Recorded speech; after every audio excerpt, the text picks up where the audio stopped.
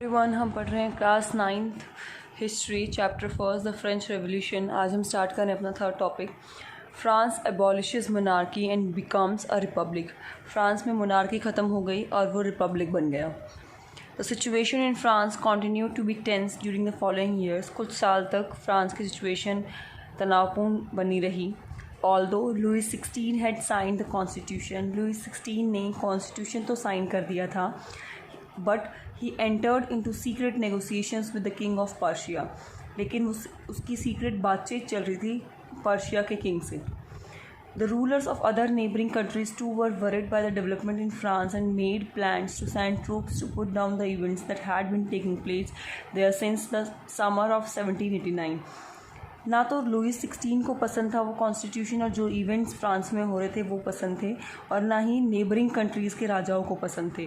क्यों पसंद नहीं थे? क्योंकि कोई भी राजा ये नहीं चाहेगा कि उसके जो पावर्स हैं वो लिमिटेड हो जाएं।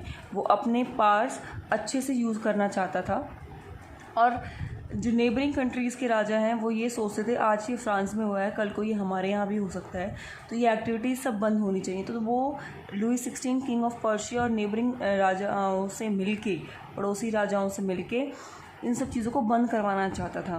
तो जो नेबरिंग कंट्रीज़ के जो रूलर्स थे वो खुश नहीं थे जो भी डेवलपमेंट हो रहे थे फ्रांस में, और वो प्लान बना रहे थे आर्मीज़ को भेज के वहाँ पर इन इवेंट्स को बंद कराया जाए। बिफोर दिस कुड हैपन, ऐसा होने से पहले ही the national assembly voted in April 1792 to declare war against Prussia and Austria. National assembly ने क्या किया? अप्रैल 1792 में एक डिक्लेयर कर दिया, वोट करके डिक्लेयर कर दिया कि पर्शिया और ऑस्ट्रिया के खिलाफ युद्ध लड़ा जाएगा। Thousands of volunteer thronged from the provinces to join the army. मतलब बहुत सारे वॉलंटियर्स आए हज़ारों की तादाद में आर्मी में भर्ती होने के लिए जगह जगह से। They saw this as a war of people against kings and aristocracy all over Europe. वो जो वॉलंटियर्स थे वो ये मानते थे ये जो युद्ध है, ये जो वॉर है, ये लोगों का वॉर है। किसके खिलाफ? राजाओं के खिलाफ और एरिस्टोक्रेसी के खिलाफ। पूरे यूरोप में एरिस्टोक्रेसीज का मतलब है the highest class in the certain societies में जो हाईएस्ट क्लास होती है वो। Among the patriotic songs they sang was the Marseillaise composed by the poet रॉजर डी लाइस्ले। वो देशभक्ति के गाने भी गाने स्टार्ट कर दिए लोगों ने। दे sang was the, जो गाना गाते थे वो था Marseillaise, जिसने किसने लिखा था वो गाना? रॉजर डी लाइस ने। It was sang for the first time by volunteers from Marseilles as they marched into Paris.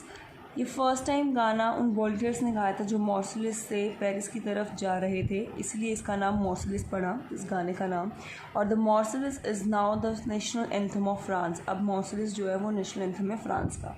ठीक है, तो इस पैराग्राफ में हमने क्या पढ़ा? सबसे पहले हमने पढ़ा कि लुई 16 खुश नहीं था। ठीक है, लुई 16 कॉन्स्टिट्यूशन से खुश नहीं था, उसके सीक्रेट नेगोशिएशन चल रहे थे किंग ऑफ पर्शिया से। नेबरिंग कंट्रीज़ खुश नहीं थी जो फ्रांस में डेवलपमेंट हो रहे थे उनसे।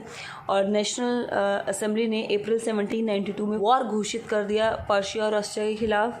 बहुत सारे वॉलंटियर आर्मी में ज्वाइन हो गए और लोगों ने बहुत अच्छे से पार्टिसिपेट किया इस युद्ध के अंदर, और कहा कि ये किंग्स और एरिस्टोक्रेसीज़ के खिलाफ युद्ध है। और मार्सिलिस गाना वो पेट्रियटिक सॉन्ग गाने लग गए। ये सॉन्ग जब गाया गया था फर्स्ट टाइम, जब मार्सिलिस से लोग पेरिस की तरफ जा रहे थे, और ऐसे इसका नाम पड़ा इस सॉन्ग का। और जो फ्रांस का नेशनल एंथम है वो मार्सिलिस है। ठीक है, the revolutionary war brought losses and economic difficulty of the people. जो भी क्रांतिकारी युद्ध हो रहे थे उससे बहुत लॉस हुआ और इकोनॉमिक डिफ़िकल्टीज़ आ गई, लोगों के पास पैसा नहीं था। ठीक है, while the men were away fighting at the front, women were left to cope with the task of earning a living and looking after their family. लोग जो थे वो तो फाइट करने चले जाते थे, वुमेंस के ऊपर सारी जिम्मेदारियां आ जाती थी, खाना कमाना और फैमिलीज़ को देखना। ठीक है, टू कोप का यहाँ मतलब है deal effectively with something difficult, मतलब अब सिर्फ वुमेन थी जो डील कर रही थी हर चीज़ को। Large section of population were convinced that the revolution had to be carried further as the constitution of 1791 give political rights only to the richest section of society. Large जो population थी, बड़ी संख्या में जो पॉपुलेशन थी, वो ये चाहते थे कि रिवोल्यूशन जो है, क्रांति जो है वो आगे बढ़े, क्योंकि जो हमारा संविधान है 1791 में, उसमें सिर्फ पॉलिटिकल राइट्स जो दिए गए हैं वो सिर्फ अमीर लोगों को दिए गए हैं सोसाइटी के।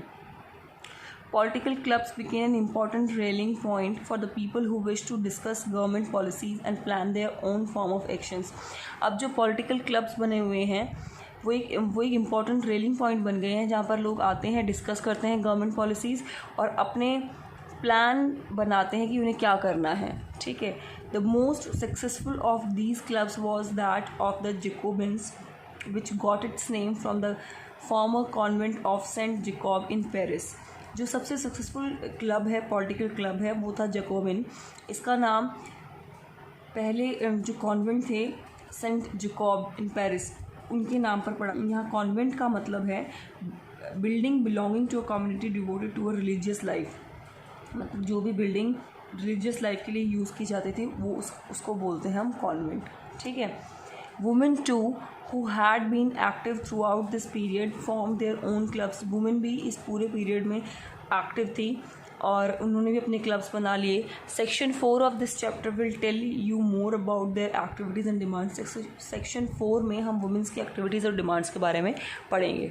ठीक है. तो इस पैराग्राफ में हमें क्या पढ़ा कि रिवोल्यूशनरी वॉर तो स्टार्ट हो गए थे और उनकी वजह से लॉस होना स्टार्ट हो गया. लोगों के पास पैसा नहीं होना कम हो गया या फिर, और जो मेन थे वो तो लड़ने चले जाते थे. वुमेन सारी फैमिली को लुक आफ्टर करती थी, देखभाल करती थी उनकी.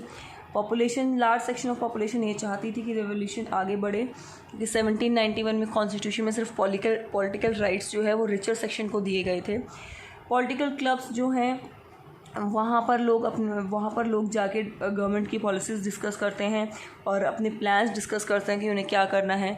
सबसे सक्सेसफुल जो क्लब था वो था जेकोबिन. जेकोबिन किसके नाम पर रखा गया था? सेंट जेकोब इन पेरिस में जो था उसके नाम पर रखा गया था.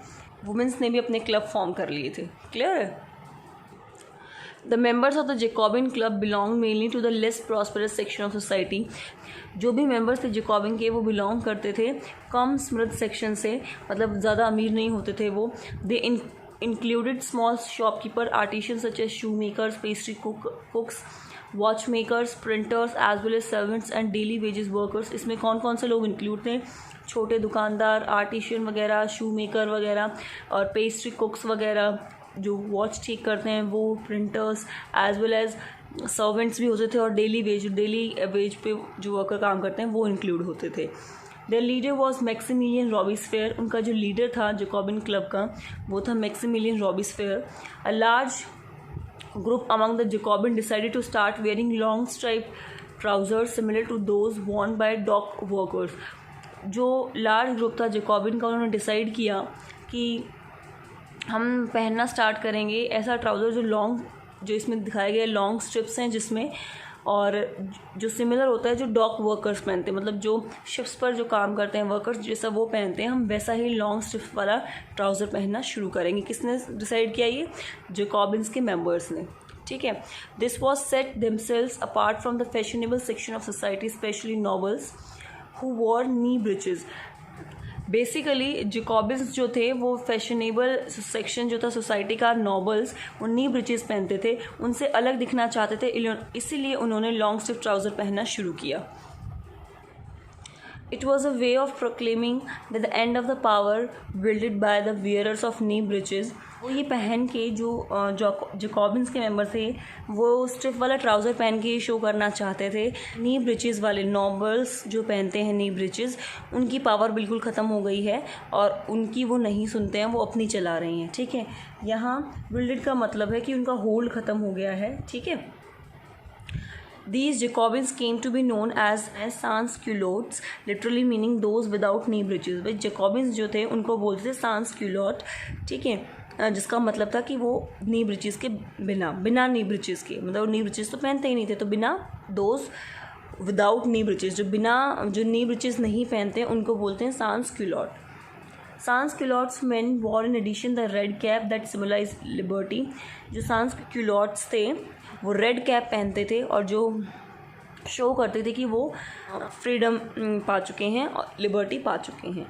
Women however were not allowed to do so, लेकिन वुमेंस को ऐसा करना अलाउड नहीं था.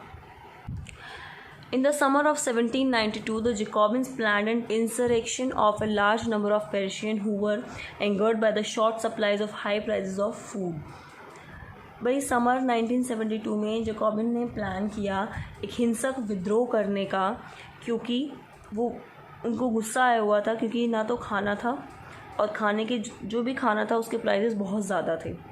ठीक है।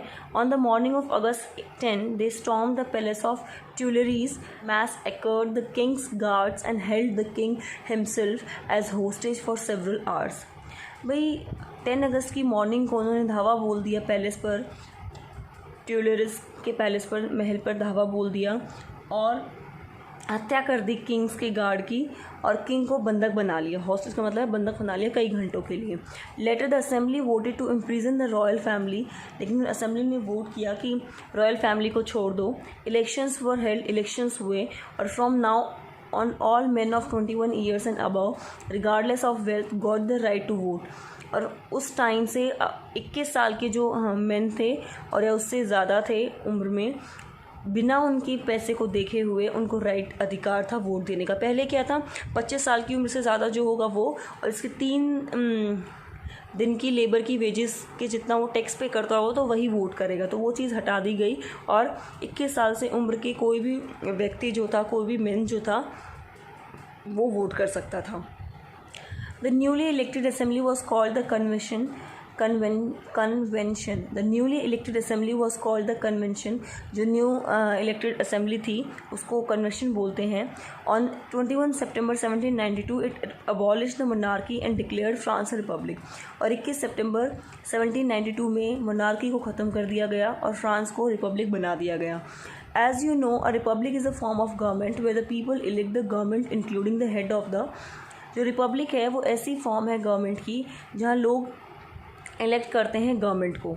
ठीक है, गवर्नमेंट को भी इलेक्ट करते हैं और उसके हेड को भी इलेक्ट करते हैं। There is no heredity monarchy. इसमें कोई भी हेरिडिटी मोनार्की नहीं थी, मतलब राजा फिर राजा का बेटा बनेगा, ऐसा कुछ नहीं था।